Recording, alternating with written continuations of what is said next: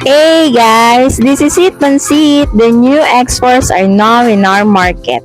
Ikaw, papahuli ka pa ba? Then I will discuss guys kung ano bang features na meron dito. Ito nga pala ang X-Force GT CVT. New generation dynamic shield design ng bumper ng bagong X-Force ngayon. Same as facelift ng Montero 2025 at Xpander 2025. When it comes naman sa front light, LED na ang mga lights neto.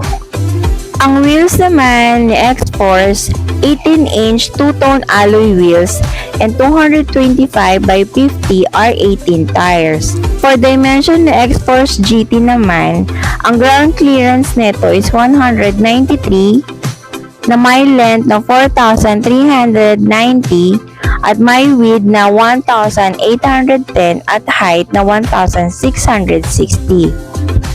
Meron itong drive modes na normal, wet, at gravel at mud. Alright guys, nandito na tayo sa loob ng X-Force.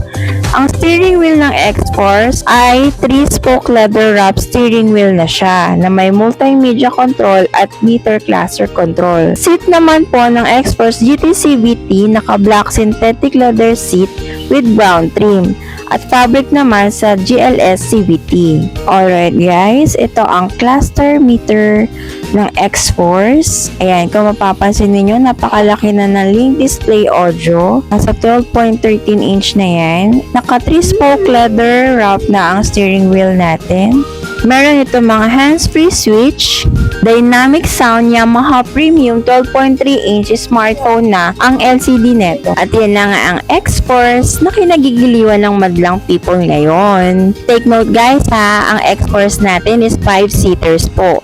Sa mga gusto pong makita siya personally, pwede nyo po akong i-visit dito sa Mitsubishi Peak Jose Abad Santos. Again, I'm Lailani Mendoza, your sales consultant. You can contact me sa calling card ko na makikita nyo sa screen. Thank you for watching. Don't forget to like, comment and share and subscribe my channel Go On TV.